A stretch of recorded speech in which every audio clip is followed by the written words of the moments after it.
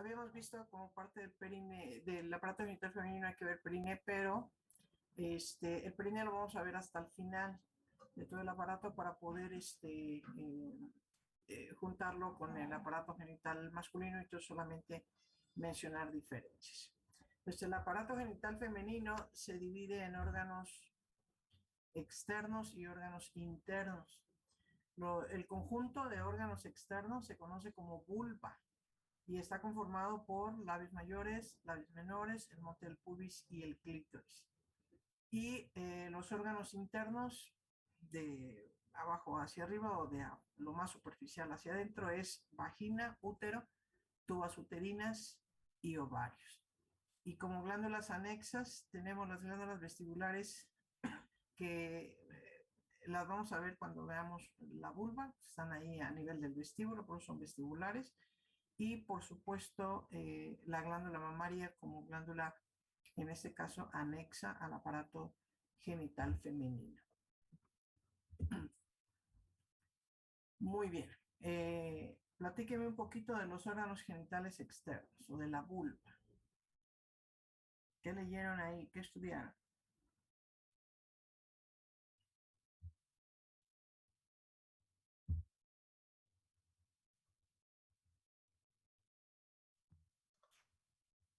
Doctora, un poco, a ver. A ver, Jorge, por favor. Pues como dice ahí, son los órganos externos y es donde, mm, por así decirlo, es donde van a desembocar las estructuras que vienen internamente. Porque, por ejemplo, están los labios menores, que si vamos desde dentro hacia afuera, son los que encontramos en primera instancia. Y entre los labios mayores vamos a encontrar el vestíbulo y ahí es donde pues es donde van a desembocar tanto la uretra, tanto como también ahí se va a encontrar el Imagina. orificio vaginal. Y más afuera, por así decirlo, también de los labios menores se van a encontrar los labios mayores, donde se van a, se van a juntar anteriormente esos labios mayores. Ahí se va a encontrar lo que es el monte del pubis. El monte del pubis, pues, es la zona en donde se van a encontrar algunas vellos. Ahí se van a encontrar los vellos, pues. Y La cara externa. ajá, me creo que ser. Y es prácticamente todo lo que más o menos Ok, se ve. ok, muy bien. Bueno, o sea, la vulva, habíamos dicho, es el conjunto de órganos genitales externos. Eh, los diferentes órganos que lo conforman participan, por supuesto, en la excitación sexual. Habíamos dicho por la presencia de tejido eréctil y la presencia de terminaciones nerviosas de tipo sensitivo. Eh, Ahí decía muy bien Jorge, se encuentra el meato uretral. Aquí en la imagen lo vemos, es el meato uretral, que por supuesto permite la salida de la orina, y el meato vaginal, que permite la salida del flujo menstrual, ¿no? Entonces, ese es el conjunto de órganos genitales externos. Tenemos lo que es el monte del pubis, labios mayores, labios menores. Aquí en esta zona, este es el clítoris. Aquí dentro de lo que es el vestíbulo, en esta zona que queda entre los labios menores, se conoce como hendidura pudenda o vestíbulo, en donde encontramos estas estructuras ya mencionadas, que es meato uretral y meato vaginal. ¿Ok? Eh, Iniciando con lo que es el monte del pubis. El monte del pubis normalmente dice glabro en las niñas. ¿Recuerdan lo que significa la palabra glabro o glabra? ¿Qué significa? Que no ¿Dónde tenía habíamos vellos visto ese ni, Que no tiene término? vellosidades. Ajá, ¿es que?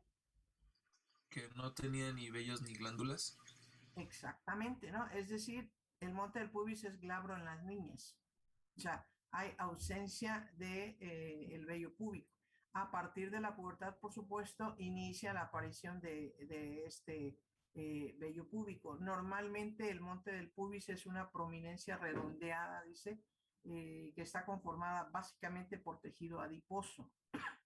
Y la cantidad de tejido adiposo va a variar dependiendo de la constitución de la persona. O sea, si una persona delgada, pues es una menor cantidad de tejido adiposo, a diferencia de una mayor cantidad de este tejido en las personas con sobrepeso u obesidad, ¿no?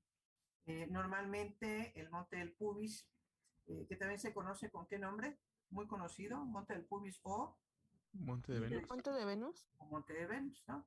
Este monte del pubis está localizado en la parte anterosuperior de lo que es la sínfisis del pubis, o sea, está por delante y arriba de la sínfisis del pubis y en la parte inferior del abdomen, la parte más inferior y la continuidad de lo que sería el hipogastrio, ¿no? Entonces, esa prominencia redondeada y que decíamos a partir de la pubertad inicia la aparición de estas formaciones pilosas que constituyen lo que es el vello púbico.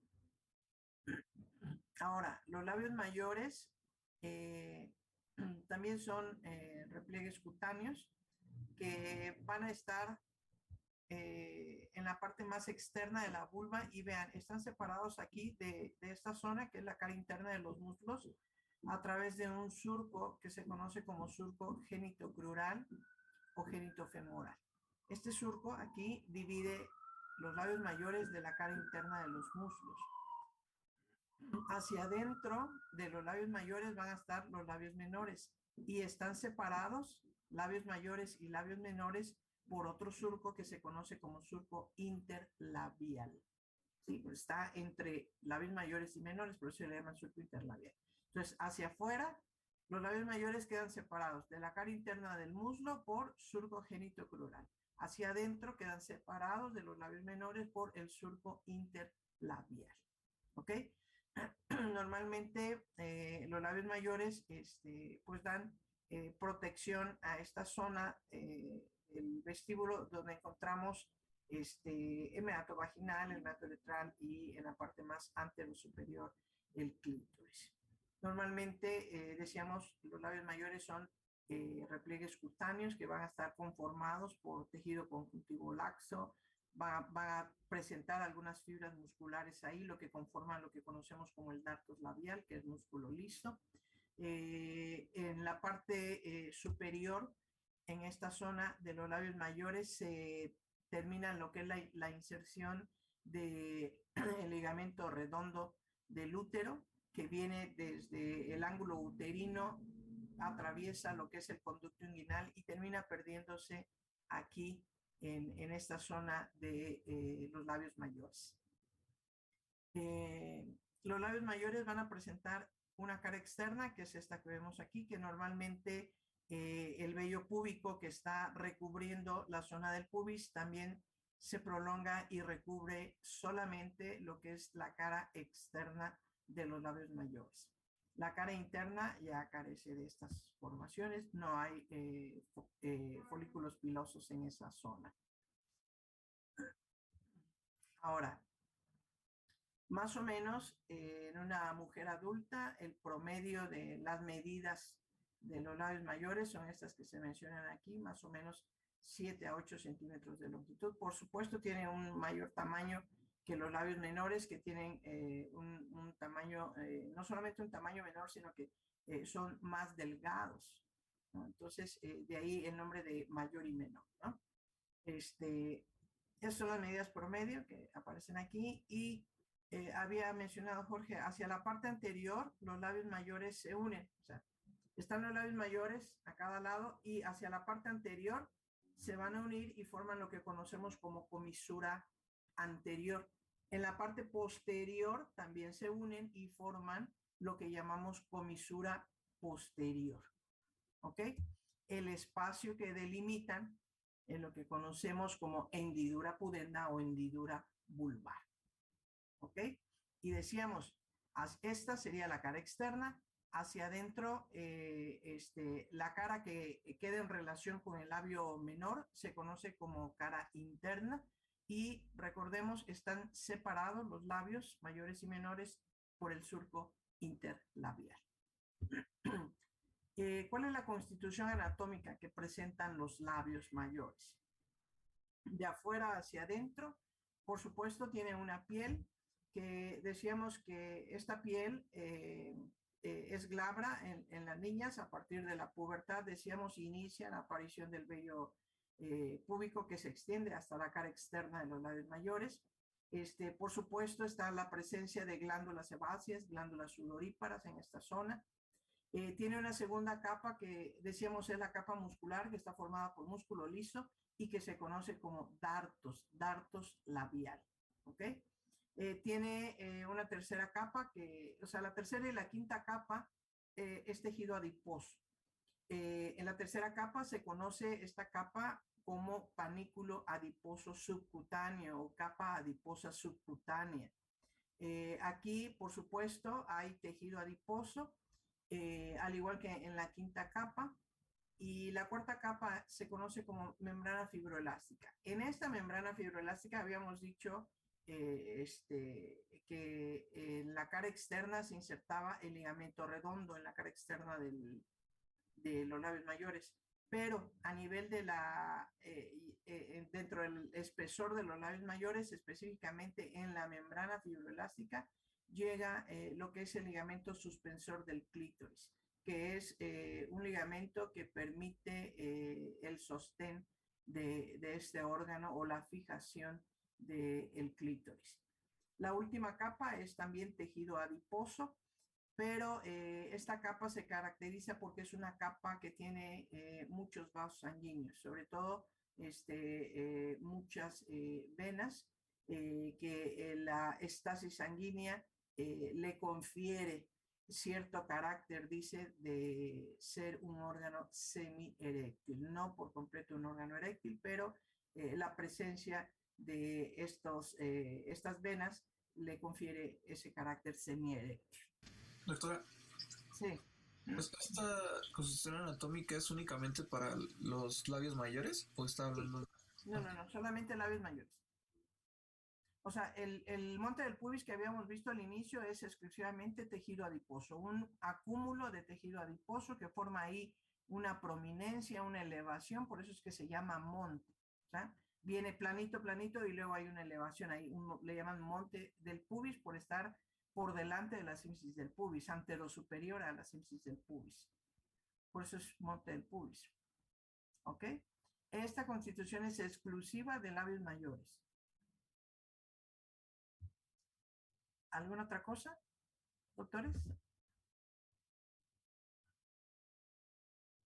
¿No? Ok. Los labios menores entonces están hacia adentro de los labios mayores y vean, pues tiene sus medidas, son menores que las de los labios mayores. Y vean, tiene la apariencia aquí, tiene un aspecto como de mucosa, pero son repliegues cutáneos, estos labios menores. ¿Alguien recuerda o conoce con qué otro nombre se le llama a los labios menores? Ninfas, según yo tengo entendido. Ninfas, efectivamente, ¿no? Les llaman ninfas, labios menores o ninfas, ¿no? Estos labios menores también son repliegues cutáneos. Estos repliegues cutáneos van a estar por dentro de los labios mayores. También tiene una cara externa que está en relación con la cara interna del labio mayor. La cara interna es la que está protegiendo la zona conocida como vestíbulo. Estos labios mayores van a hacer lo mismo, o sea, están a cada lado y se van a unir, pero de diferente manera. Aquí en la imagen se lo explico. Hacia la parte posterior, que es la parte más sencilla, se unen los extremos de los labios menores. En el momento en que se unen, aquí forman lo que se conoce como el frenillo de los labios. Si usted recuerda, los labios mayores se unen en la extremidad anterior y posterior. Y esa unión se conoce como comisuras, comisura anterior y comisura posterior. En el caso de los labios menores también se unen, pero cambia el nombre. Cuando se unen en la extremidad posterior, forma lo que conocemos como frenillo de los labios. Y hacia la parte anterior se van a unir de dos maneras. Se van a unir, esta zona, esto que vemos aquí, este es el clítoris. Entonces, los labios menores vienen, se prolongan hacia la parte antero superior y se unen por detrás del clítoris. Esa unión por detrás del clítoris se conoce como frenillo del clítoris. Pero también se prolongan hacia la parte más arriba del clítoris y se unen uno y otro labio por la parte anterior del clítoris, y entonces aquí forman lo que conocemos como el prepucio del clítoris. Es decir, en la parte anterior hay dos formas en que se unen. Por delante del clítoris para formar el prepucio del clítoris y por detrás de él para formar el frenillo del clítoris. ¿Sí quedó? Están dormidos hoy, ¿no? Profe, ¿me lo puede volver a explicar? A ver, Beristain, aquí estamos. Decíamos, los labios menores se unen por la parte anterior y por la parte posterior. ¿Ok? Por la parte posterior es una simple unión, ambos extremos están los labios a cada lado. En la parte posterior ambos extremos se unen y forman ahí lo que se conoce como frenillo de los labios. ¿Ok?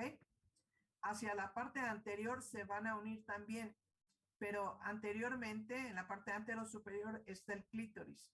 Entonces la unión de estos labios se va a dar, vienen los labios desde abajo, se unen hacia arriba por delante del clítoris y por detrás del clítoris, tanto en la parte superior o anterosuperior, y aquí sería anteroinferior con respecto al clítoris. No sé si me explico. Por delante del clítoris, la unión de ambos extremos de los labios menores se conoce como prepucio, o forma lo que es el prepucio del clítoris. Ah, sí, ya, gracias, maestra. Y en la parte posterior es el frenillo, Beristain.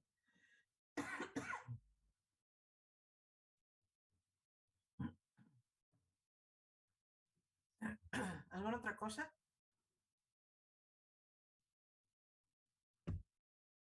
¿Qué más leyeron ustedes de labios menores? Platíqueme algo, por favor. Pues yo leí un poco de las características que llegan a tener los repliegues cutáneos. Yo leí que iban a ser lisos y húmedos, bueno, iban a tener como ese aspecto. Iban a tener muchas glándulas sebáceas, iban a ser de color rosado. Sí, efectivamente, ¿no? Decíamos, tienen una apariencia mucosa, pero son repliegues cutáneos delgados, de apariencia húmeda, de un color rosa pálido, y son mucho más delgados que los labios mayores. Decimos, la apariencia es apariencia mucosa, pero en realidad son repliegues cutáneos. Aquí está lo que mencionaba la doctora, de aspecto liso y húmedo, de una coloración, rosada, con la presencia de glándulas sebáceas.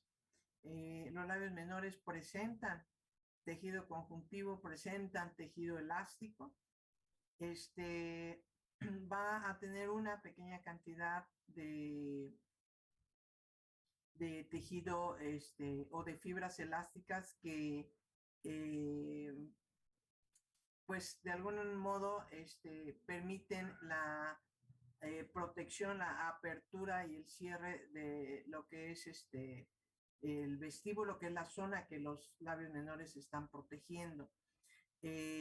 Normalmente los labios menores tienen terminaciones nerviosas sensitivas. ¿Alguno de ustedes leyó qué terminaciones nerviosas encontramos ahí en labios menores?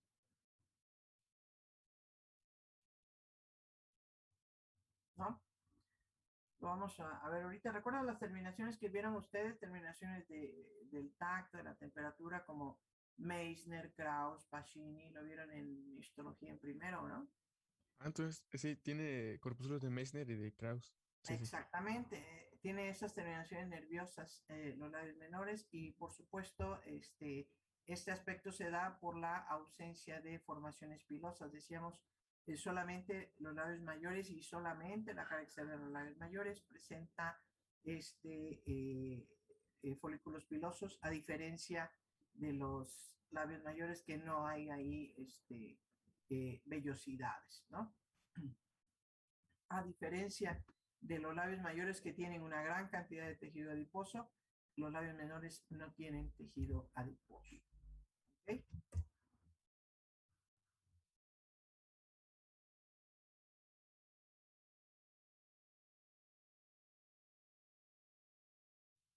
Ok, entonces los labios mayores presentan, habíamos dicho tejido elástico, fibras elásticas, pero tienen también tejido conectivo que por ahí habíamos mencionado ya en la diapositiva pasada. Presentan una gran cantidad de vasos sanguíneos, de ahí el carácter eréctil de los labios menores, de ahí el nombre de ninfas, ¿no?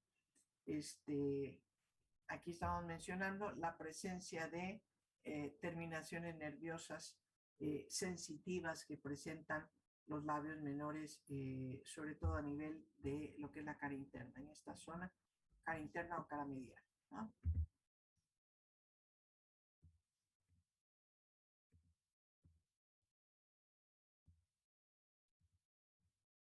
Ahora, el vestíbulo, habíamos mencionado, es la zona que queda protegida por los labios menores. Ese espacio donde vamos a encontrar meato uretral y meato vaginal. Este es el meato uretral. Habíamos dicho, si usted recuerda, a los lados del meato uretral encontramos las glándulas parauretrales o glándulas de Skene que veíamos cuando veíamos uretra, ¿se acuerdan? Están desembocando aquí a nivel del vestíbulo a los lados del orificio uretral o meato uretral. Posterior al meato uretral encontramos el meato vaginal. Aquí a los lados del orificio vaginal, en esta zona, aquí y así distribuidos, así tal cual, se localizan unas formaciones eréctiles conocidas como bulbos vestibulares.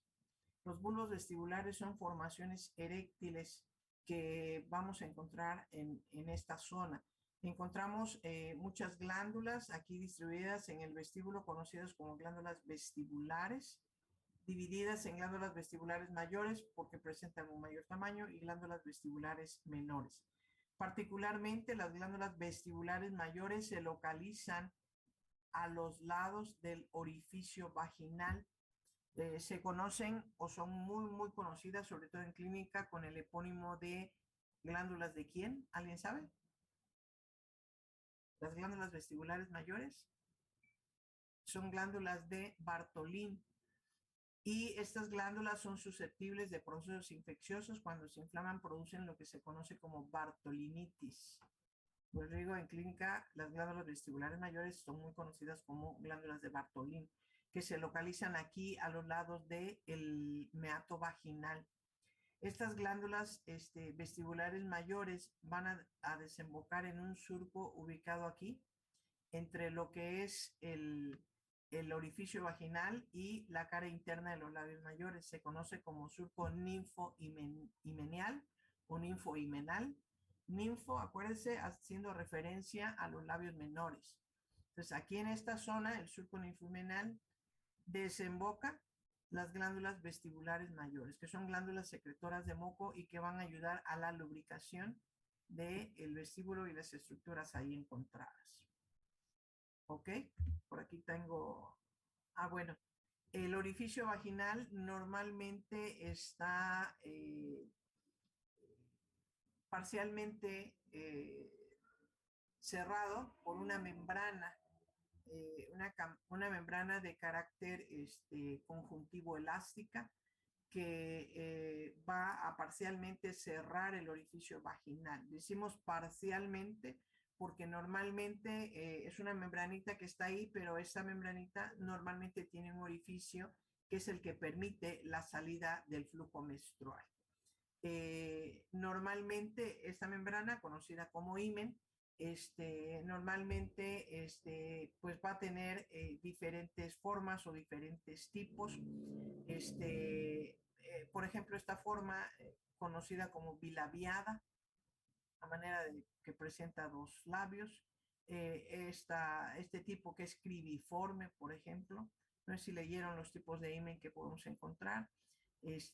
Normalmente esta membrana tiene una cierta cantidad de fibras elásticas que es variable en uno y otro himen.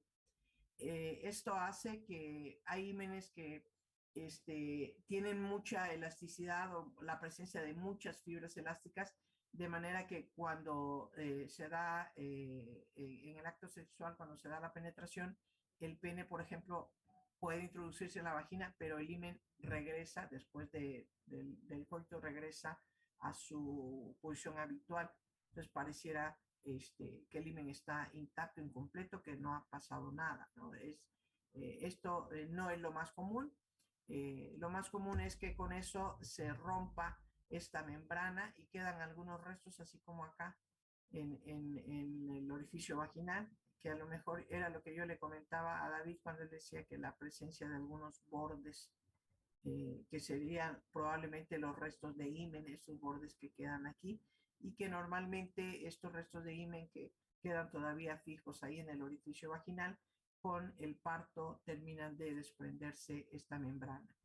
Además de presentar tejido conectivo, fibras elásticas, el himen, esta membrana, se caracteriza porque es muy vascularizada, tiene una gran cantidad de vasos sanguíneos, por eso es que cuando se rompe esta membranita produce un sangrado discreto, ¿no? Aquí vemos, vean, en esta imagen, estos son los bulbos vestibulares que yo les estaba mencionando, que son formaciones eréctiles que participan, por supuesto, en la excitación sexual y que se ubican a los lados del orificio vaginal. Aquí a los lados del orificio vaginal, a uno y otro lado también, aquí no se esquematiza, se localizan las glándulas vestibulares mayores, conocidas también con el epónimo de glándulas de Bartolini. Y vean, esos son los bulbos vestibulares que tienen este aspecto. Son, dice, formaciones así alargadas, tubulares, más o menos el promedio dice 3 centímetros de longitud. Y normalmente que estarían aquí en esta zona, estos músculos quedan cubiertos por el músculo bulbo cavernoso. Habíamos visto ayer un poquito de esto, se llama bulbo cavernoso, que va desde esta zona de lo que es el rafe anovulvar, pasa a los lados del orificio vaginal, por lo tanto, por encima, por llamarlo de algún modo, de estas estructuras, de manera que comprime las glándulas vestibulares mayores, comprime lo que son los bulbos vestibulares y termina a nivel de los cuerpos cavernosos del clítoris este músculo, ¿no? Aquí alrededor del orificio vaginal vamos a encontrar otro músculo, que es el músculo constrictor de la vagina, que también parcialmente cubre estas partes del bulbo vestibular y por supuesto de las glándulas vestibulares. ¿Okay? Esto aquí levantadito que vemos es la aponeurosis perineal media, que recubre los músculos del plano medio del perineo. ¿Ok? Y luego tenemos como parte de la vulva lo que es el clítoris. ¿Qué pueden platicar del clítoris, doctores?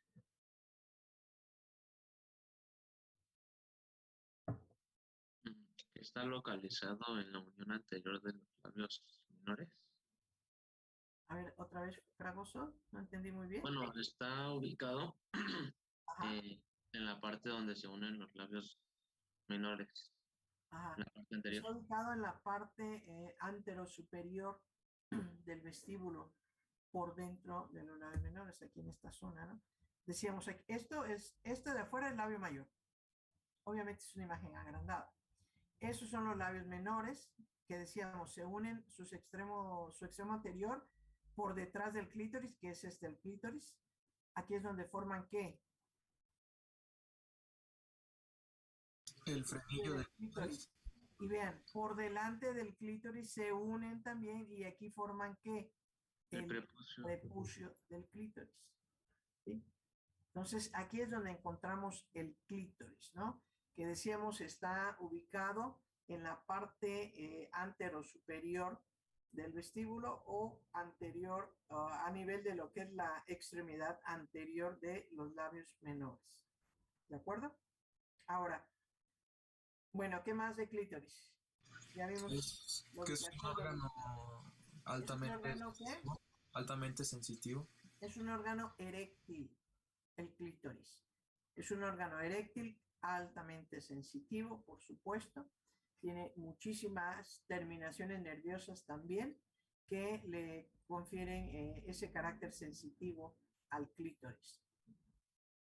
Yo les preguntaría, ¿cuáles son las diferencias entre clítoris y pene? Bueno, Ahorita creo acaban que, de definir, dice el clítoris es un órgano eréctil. David, te escucho. bueno, no, o sea, yo iba a decir que, bueno, creo que tiene más o menos el doble de terminaciones nerviosas, ¿no? O sea, ¿el clítoris tiene más terminaciones nerviosas que el pene? Creo que sí, no estoy seguro. Bueno, Serían las funciones. Eh, mm, ambos tienen terminaciones nerviosas. yo Ah, diría que ¿perdón? yo diría que es más que nada el tamaño, ¿no? Porque desde el desarrollo Bueno, embriológico, la primera diferencia muy evidente, ¿no? Pues el sí, tamaño, ¿no? ¿Cuánto mide el clítoris? ¿Cuánto mide el pene? bueno, el clítoris va, bueno, ronda en 1 centímetro, ¿no? ¿Cuándo? En un centímetro. ¿Uno? Ajá. 1.5 más o menos centímetros Y de el longitud. pene es más variable. Es más variable, como los hombres, bien variables. Con el humor del que estén. Es variable como variable. O sea, ¿cuánto mide? ¿No? Hablamos de medidas promedio, ¿no? Aproximadamente 12 centímetros. 12 centímetros. En promedio y eso en estado de flacidez. Es una diferencia el tamaño, ¿no? Es muchísimo más pequeño el clítoris que el pene. Eh, ¿Qué otra diferencia puede haber? El, este, bueno, sí, embriológicamente hablando, pues las hormonas este, que intervienen en su desarrollo, ¿no? ¿Cómo cuáles?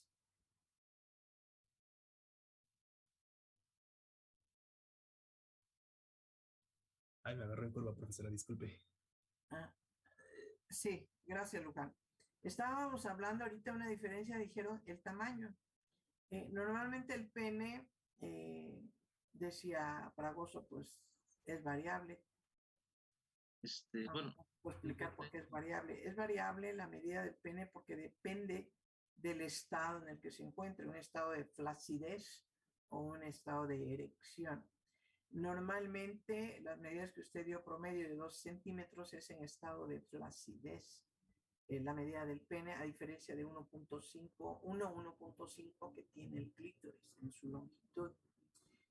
Ambos son órganos eréctiles, clítoris y pene.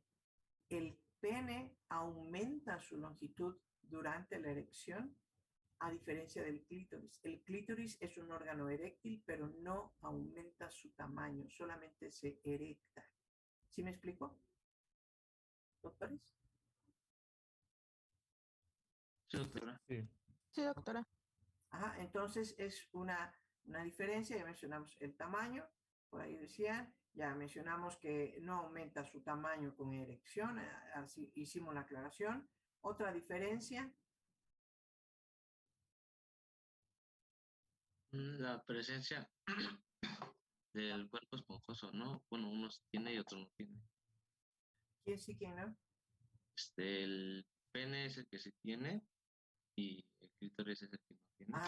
En su constitución, ambos tienen cuerpos cavernosos, pero como diferencia, el pene tiene además cuerpo esponjoso, el clítoris no tiene cuerpo esponjoso, solamente está constituido por cuerpos cavernosos. Muy bien, ¿qué otra diferencia? Hablando en este mismo sentido con respecto al cuerpo esponjoso.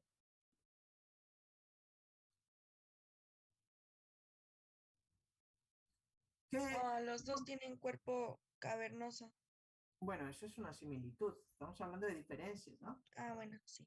Este, Entonces que uno tiene un frenillo del clítoris y el otro frenillo del prepucio. bueno, es lo mismo, los dos tienen frenillo. Nada más que uno, obvio, se llama del clítoris y el otro del prepucio. ¿Qué contiene el cuerpo esponjoso? Ayer lo veíamos, me parece. ¿Qué contiene el cuerpo esponjoso? A la uretra esponjosa. O sea, la uretra. ¿Y para qué sirve la uretra? Bueno, pues en el hombre es para, bueno, es un bueno, tanto para la eyaculación como pues para la orina, ¿no? Para Es un órgano o un genito conducto urinario. Genito urinario. urinario, decíamos, génito urinario, porque permite, voy a bajar porque creo que no me veo bien. Ahí, es un conducto génito urinario, decíamos, porque permite la salida de orina, pero también la salida de semen. En el caso del clítoris, no hay cuerpo esponjoso, no hay uretra ahí. El pene sirve como un órgano reproductor, es un órgano genitourinario. El clítoris no es un órgano reproductor, no participa en la micción, nada que ver, solamente es un órgano eréctil. Entonces hay diferencias importantes. En el caso del varón, pues el pene es el órgano reproductor del varón. Contiene cuerpo esponjoso donde está contenida la uretra que permite que sea un conducto genitourinario, dada la función de permitir la salida de semen y orina, ¿no? En el semen, por supuesto, van los espermatozoides, de ahí que sea un órgano reproductor masculino, ¿no? Como similitudes, por ahí mencionaba la doctora, los dos tienen cuerpo cavernoso, los dos tienen ¿qué? Prepucio, los dos tienen frenillos. ¿Qué más tienen los dos? Glande. Glande, el clítoris también tiene glande, ¿no? Muy bien. O sea, son los órganos homólogos, ¿no?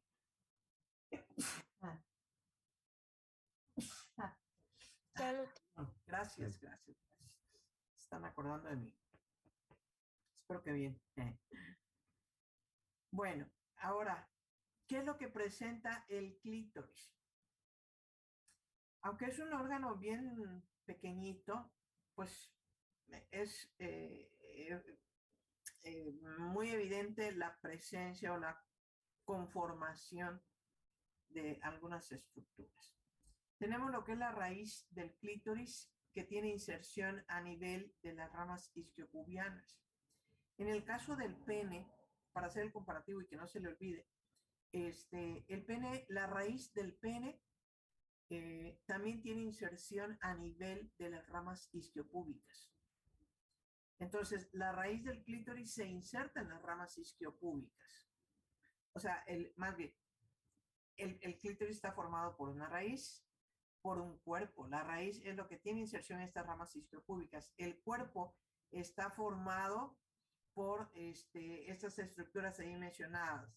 Decíamos, como diferencias hace rato, y similitudes. El clítoris tiene cuerpos cavernosos, pero no va a tener cuerpo esponjoso.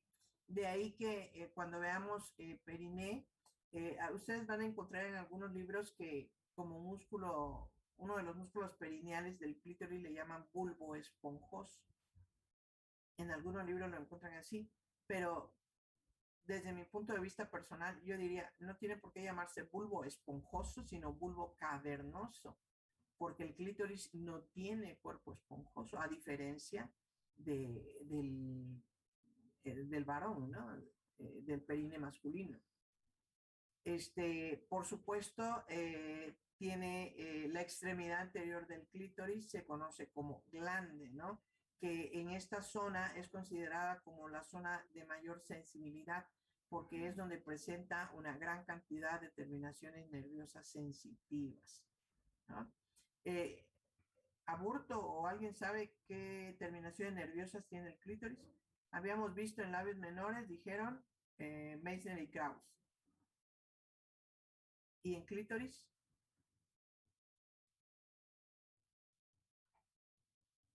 No, Ahorita lo Es- vemos adelante. ¿O Son las quieres mismas, ¿no? otro? Mm, De Pacini, Solo se le agrega Meissner y de Pacini. Krauss. Exactamente. Además de eso, presenta las terminaciones de Pacini, ¿no? Muy bien. Tenemos lo que es la rodilla del clítoris. La rodilla del clítoris es, o sea, está el clítoris y de repente hace como una flexión. A esa flexión, a ese ángulo le llaman rodilla del clítoris. Por debajo de ese ángulo se localiza un plexo venoso conocido como plexo venoso intermediario, le llaman, o intermedio. El epónimo es de Cobel, el plexo venoso de Cobel, así como está escrito aquí, que se localiza justo por debajo de la flexión que hace el clítoris y que se conoce como rodilla del clítoris. Ahí es donde está este plexo venoso, que es parte del drenaje venoso del clítoris. ¿Okay? El plexo venoso clitoridio le pudiéramos llamar, o intermedio le llaman, o intermediario de Cobel, que se le pone. Ahora, el clítoris también va a tener envolturas. Las envolturas son, o la constitución anatómica del clítoris de afuera hacia adentro es piel, que esta piel está o es conocida como el prepucio del clítoris, que ya vimos que se forma por la unión de ambos extremidades anteriores de cada labio menor. Por supuesto, vimos lo que es el frenillo del clítoris, que también en este caso es la unión de la extremidad anterior de los labios menores. Después de esto presenta una capa celular, que sería también llamada como capa submucosa, por decirlo de algún modo. Específicamente le llaman capa celular. Y por último, lo que se conoce como la fascia clitoridia o fascia del clítoris, ¿no? Que es una membrana fibroelástica. Esta fascia nos sirve, que es como una pequeña poneurosis, pero tiene tejido elástico, fibras elásticas. Nos va a dividir lo que es el paquete neurovascular del clítoris en superficial y profundo. La fascia clitoridia, así lo encuentran en algunos libros, o conocida también como fascia del clítoris. Aquí tenemos lo que hemos estado explicando, ¿no? Vean, estos son los bulbos vestibulares, aquí en esta zona. Esto que vemos aquí son los pilares del clítoris, que están aquí en relación hacia abajo con la parte superior de los bulbos vestibulares. Tenemos la presencia de cuerpos cavernosos, solamente son dos cuerpos cavernosos. Aquí decíamos, esta es la flexión que hace el clítoris. Entonces, esa flexión forma lo que se conoce como rodilla del clítoris. En esa zona por debajo de la rodilla del clítoris, o de esa flexión, decíamos, es donde se localiza este plexo venoso clitoridio o plexo de Cobel. Y vemos en la extremidad anterior del clítoris, esto es lo que se conoce como glande. Ese es el glande del clítoris. ¿Ok?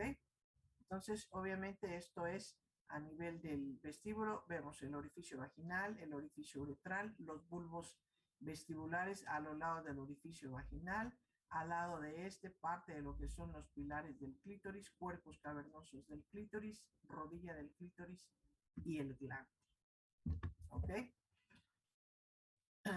Ahí, bueno, tratamos de esquematizar un poquito lo que es la presencia de este plexo venoso intermedio de Cobel, conocido así con este epónimo, por debajo de la flexión que hace el clítoris al formar la rodilla del clítoris.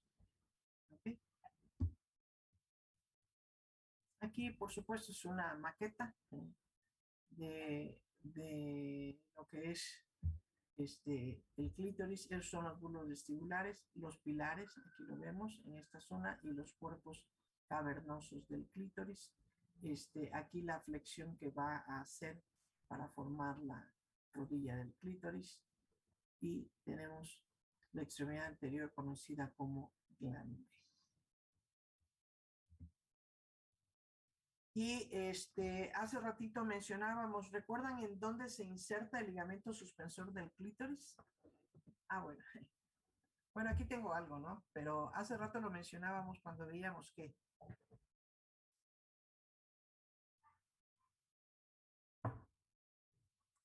¿ya no se acuerdan? Era cuando estábamos viendo Cuando estábamos viendo la constitución de quién? anatómica de los labios mayores, ¿no? ¿Cuándo se inserta? Dijimos en la membrana fibroelástica. Ahí está ahí se da a ese nivel la inserción de este ligamento suspensor del clítoris a nivel de lo que es labios mayores. Por supuesto, dice que una inserción a nivel de la sínfisis del pubis. ¿Recuerdan qué es la línea alba?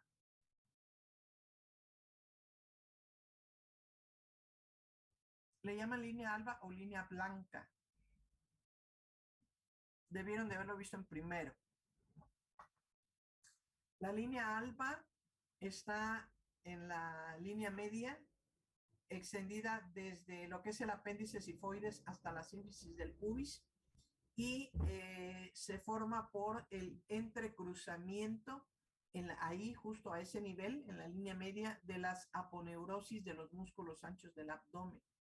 O sea, ahí como que se juntan, se cruzan y entonces forman esa banda que va desde el apéndice sifoides hasta la sínfisis del pubis. Se conoce como línea blanca o línea alba. A partir de ahí, de la parte inferior de la línea blanca, desciende este ligamento suspensor del clítoris, pasando por supuesto por la sínfisis del pubis, por lo que es la capa o membrana fibroelástica de los labios mayores, que es donde finalmente se pierde y le da cierta fijación, por eso le llaman ligamento suspensor del clítoris, que en el caso del pene hay un ligamento suspensor del pene también, ¿no? Ahora, para terminar con lo que es vulva, finalmente lo que es irrigación e inervación. Entonces aquí tenemos, esto que estamos viendo aquí es irrigación e inervación de labios mayores y labios menores.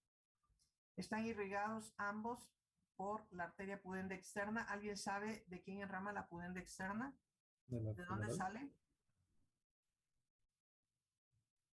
¿Recuerdan o no?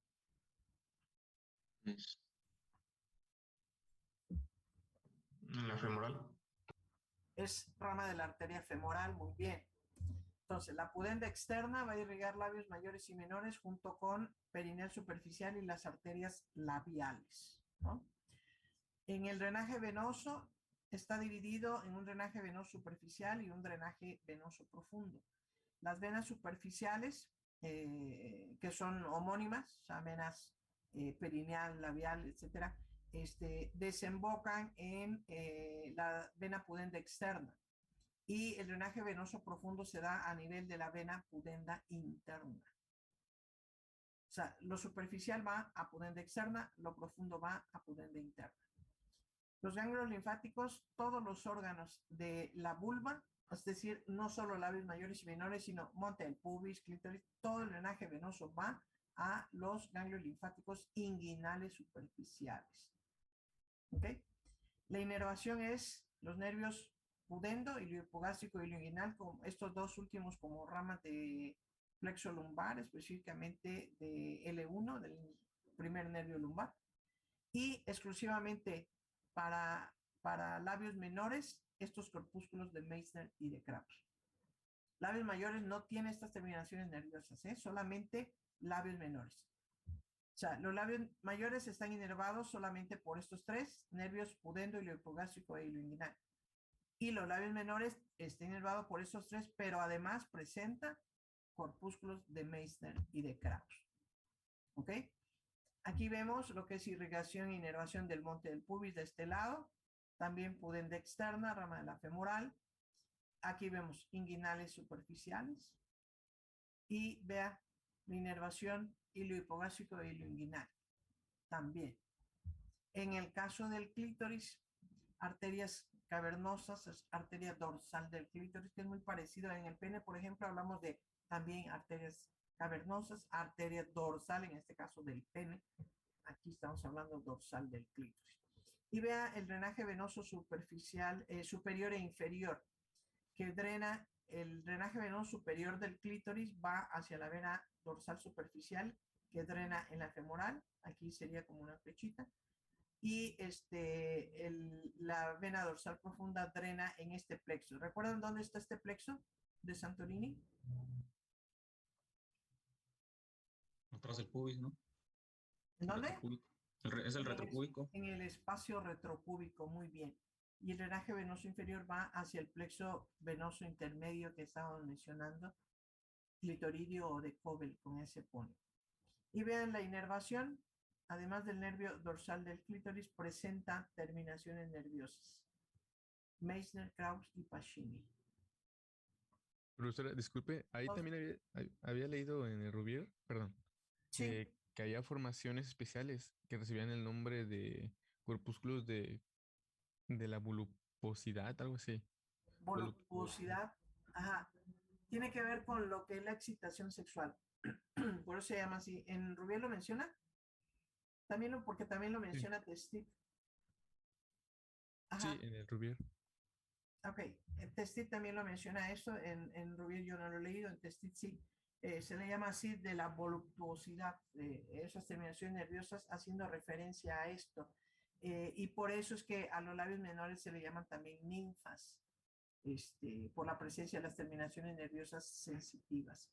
Tanto clítoris como labios menores son la parte de mayor sensibilidad en lo que son los órganos de la vulva, ¿no?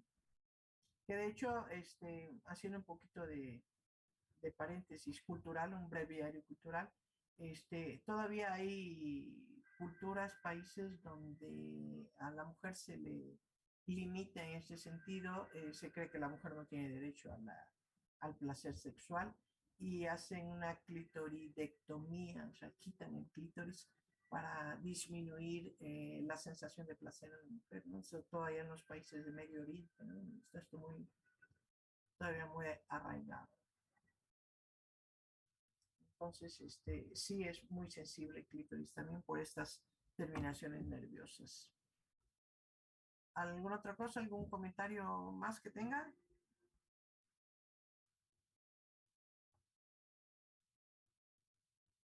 ¿No, ninguno? ¿Todo bien? Bueno, es en cuanto al limen, Ok, porque había un limen, se llama himen imperforado, parece, que es cuando se cierra totalmente el sí. meato vaginal y no puede o no permite que salga el flujo menstrual. Pero en ese caso, bueno, sí representa un problema para la mujer, ¿no? Pero ¿cómo se corregiría? Hace una incisión quirúrgica en el himen para abrirlo y permitir. Si es himen perforado, decíamos normalmente el himen es esa membrana que cierra parcialmente el orificio vaginal. Decíamos parcialmente porque debe tener por ahí una salida que permita el flujo menstrual. Pero a veces este himen está imperforado, es decir, es una membrana por completo que obstruye o cierra el orificio vaginal. Entonces, cuando viene, mientras es niña, pues no hay flujo menstrual, ni cuenta se han dado, o sea, no pasa nada, no sabe. Pero cuando llega la edad en que la niña ya debe de empezar a menstruar y pues resulta que no está menstruando, no hay salida de flujo menstrual, es cuando entonces se da, porque se presentan las molestias, el famoso síndrome premenstrual en la niña, vienen los cambios, y entonces es cuando se hace la exploración y observan que el himen está imperforado. Entonces hay que hacer ahí una pequeña incisión ahí con el bisturí para poder abrir. Yo le decía, el himen es una membrana muy vascularizada, entonces hay que hacer de manera correcta esta incisión. Es una incisión quirúrgica para poder cauterizar los vasitos que están en esta membrana y poder permitir una salida de este flujo menstrual, que es una de las eh, situaciones, variaciones que podemos encontrar. Por supuesto, esto no es lo normal, ¿no? Lo normal es que cierre parcialmente, no totalmente el orificio vaginal. Muy bien, Ernesto. ¿Alguna otra cosa, algo más que hayan leído o quieran comentar en su amplia experiencia, doctores varones, del aparato genital femenino? Porque parece que conocen más el femenino que el suyo propio, ¿no? Que el masculino. Y con las doctoras es al revés, las doctoras conocen más el masculino que el femenino. ¿No? ¿No hay nada más que comentar? Yo nada más una pregunta, doctora. Sí. Un caso contrario a lo que comentó ahorita Ernesto, cuando es la menstruación y hay sí, un flujo menstrual muy intenso, ¿se debe a esto? ¿Puede ser que se deba al IME, ¿Que se deba a qué, perdón? a la membrana, a la que el IME? No. No. No. La cantidad del flujo menstrual es variable, pero tiene que ver, el flujo menstrual está constituido por el desprendimiento de una de las capas del endometrio. Eh, la cantidad puede variar dependiendo de algunas situaciones. Normalmente en las niñas que están en esa etapa de pubertad, que apenas están iniciando, que ya tuvieron su primera menstruación, que se conoce como la primera menstruación. Menarca. Menarca, ya tuvieron la menarca, pero todavía son irregulares, como que se están adaptando, a veces sí cada 28 días, ahí están de manera constante, pero a veces se alarga un poquito el periodo. Están en esa etapa de que, pues este mes sí se presentó el flujo menstrual, este mes no, están en ese periodo todavía de adaptación hasta que ya queda regularmente. De ahí que cuando son están en esta etapa de pubertad, es recomendable que se visite el ginecólogo para poder tener un ciclo regular. Ahora, la cantidad puede variar, es en cada persona. Hay mujeres que tienen un periodo que dura 3 a 4 días, hay mujeres que tienen un periodo que les dura 7, 8 días. Entonces, es variable, dependiendo mucho de la persona y por supuesto dependiendo de algunas patologías, ¿no? En mujeres adultas, por ejemplo, cuando se tiene un flujo abundante, puede ser debido a la presencia de algunos tumores benignos en útero que se conocen como miomas. La famosa miomatosis uterina produce un abundante sangrado y que puede ser tan abundante si la paciente no se trata y producir anemias importantísimas. Por ahí mencionaban, me parece que Morales en algún momento, hemoglobinas muy bajas, claro, por otra situación como en la insuficiencia renal, por ejemplo. Pero, por ejemplo, las pacientes con hematosis tienen sangrado abundante y empieza a bajar la hemoglobina. Hay pacientes que pueden tener hasta 3, 4 de hemoglobina y por supuesto con una hemoglobina menos de 8, el cirujano dice, pues yo no lo opero, ¿no? Porque se corre mucho riesgo.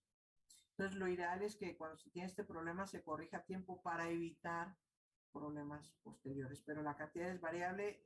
Cuando es un flujo normal, depende de la persona. Le repito, hay mujeres que tienen periodos de 3 a 4 días o mujeres que tienen periodos de hasta de 7 a 8 días, ¿no? Y no solamente la cantidad en días, que sean muchos días, sino la cantidad que sea mucha cantidad. Entonces, hay que hacer revisión ahí, incluso un perfil hormonal para ver qué es lo que está condicionando el abundante flujo en una persona. Normalmente en las jovencitas no es tan abundante. Empieza un poquito a regularizarse ya después con el paso de los años. Ahí el himen no tiene nada que ver porque es solamente el himen, es esta membranita que está cerrando el orificio de manera parcial y ahí tiene un pequeño orificio que permite la salida del flujo. Entonces, no es que el orificio sea muy grandote y sale mucho, ¿no? No, la cantidad es por otros factores, pero no por la membrana. Muy bien, ¿alguna otra cosa? Yo tengo una duda. Adelante. Bueno, es con respecto de los ciclos menstruales y así, ¿a qué edad se dice que ya se reguló? O sea, más o menos. A ver, no entendí la pregunta. Bueno, ¿que a qué edad se podría decir? O sea, después de la primera menstruación, o bueno, ¿qué tiempo? Que ya se reguló el ciclo. O sea, que ya no debería de haber como cambios, bueno, tantos cambios y así. Está silenciado su micrófono, maestra. Perdón. Es más o menos a partir del segundo año ya debe de tener, o antes del segundo año, tiene el primer año, ¿no? Para esas adaptaciones y a lo mejor a medio año, a más tardar al año, iniciando ya el segundo año, debe de ya tener un ciclo regular. Y si no hay que hacer estudios, porque luego también en mujeres jóvenes, aún ya adultas, o sea, estamos hablando de 18, 19, 20, 21 años, pueden tener ovarios poliquísticos, que puede condicionar alteraciones en lo que es el ciclo menstrual. Sobre todo alteraciones, o sea, que sean irregulares. Pero siempre es recomendable tener una visita ocasional con el ginecólogo para orientarlos. Con las jovencitas decíamos porque hay muchos cambios hormonales en las jovencitas. Entonces inicia lo que es, por ejemplo, la aparición del vello púbico, inicia una mayor acumulación de tejido adiposo en el pubis para formar esa elevación. Hay un mayor acúmulo ahí a partir de la pubertad, empieza el crecimiento de la glándula mamaria, hay muchos cambios hormonales y por supuesto inicia lo que es la menstruación. Entonces, es recomendable hacer una visita y cuando hay irregularidades, ya sea en una mujer adulta, hablamos ya después de los 18 años o puede ser antes, pues hay que visitarlo, ¿no? Para que a veces con tratamiento hormonal se regula el ciclo. Incluso se regula la cantidad cuando es abundante el ciclo menstrual, ¿no? De ahí que los valores normales de hemoglobina sean variables en el hombre y en la mujer. ¿Cuánto es lo normal de hemoglobina en una mujer? 12. De 12 a 14, ¿no? ¿Y en el varón? De 13 a 17 a veces. 16, 15.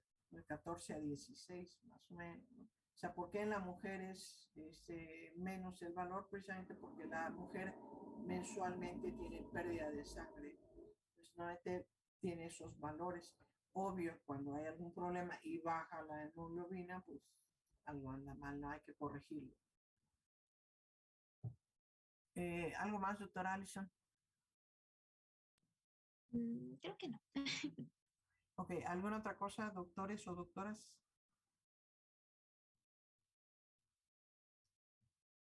¿Qué más leyeron?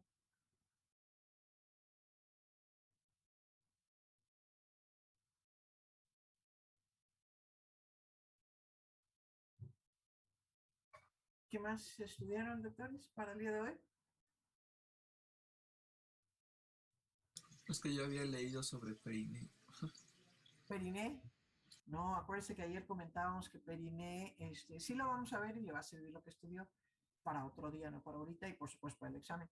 Pero Periné lo vemos hasta el final para verlo junto con Periné masculino, ¿no?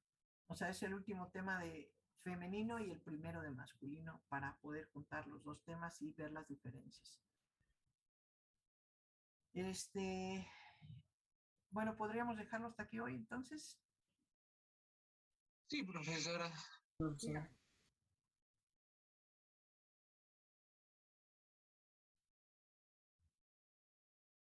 Ah, sí, perdón. ¿En qué quedaron?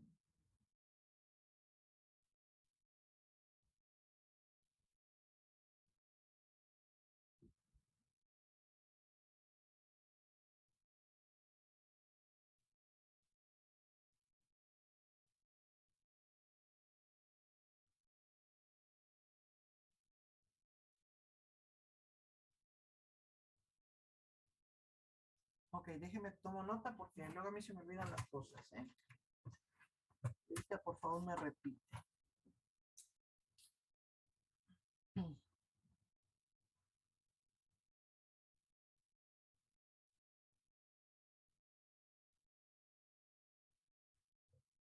Ok, entonces el examen dice que es 70.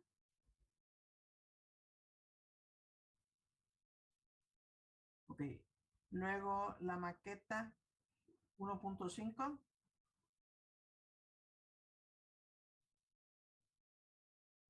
Ajá, y luego exposición, dice. Ajá, y punto extra.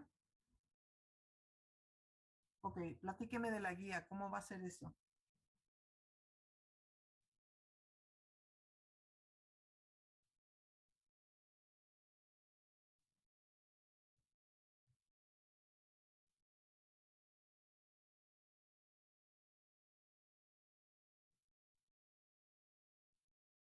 Estudiar, ok.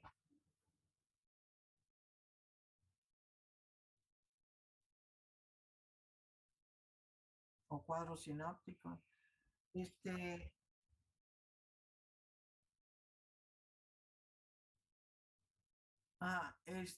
¿y cuándo sería la entrega de esta guía? Pues podría ser el mismo día del examen o no sé cómo ven los demás. ¿El mismo día del examen?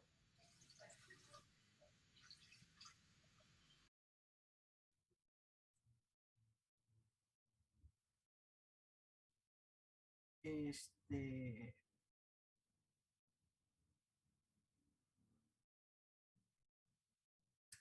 bueno, está bien, ya aclararíamos bien después, con respecto a esta guía, la fecha de entrega, a lo mejor el mismo día del examen, como propone. Este, ok, está bien. Me parece bien cómo han dividido los porcentajes de calificación. Entonces el examen es 7, 1.5 de maqueta y 1.5 de exposición, más un punto extra por trabajo que van a hacer. Me imagino que como es punto extra también es voluntario, ¿no? Quien lo quiere entregar y quien no, pues no. ¿Es así? Ok. Muy bien. ¿Alguna otra cosa con respecto a esto?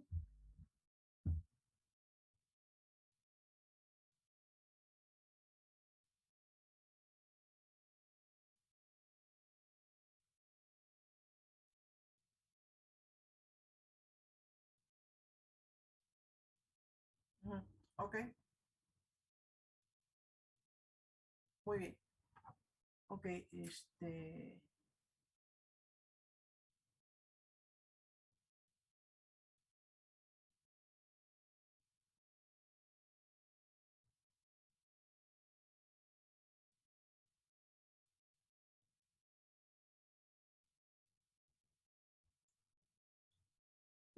ya vimos. Bueno, sí, pero sería el martes porque el lunes es festivo. El lunes no nos vemos.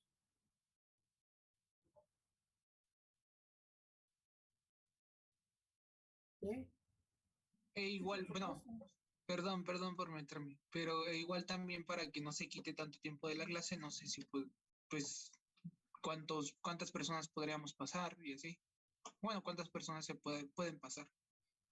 Los que quieran, ¿no? Los que quieran, yo lo único que le había comentado a Guillermo para que se los hiciera saber es que por favor no se repitan las patologías como sucedió mucho en el parcial pasado.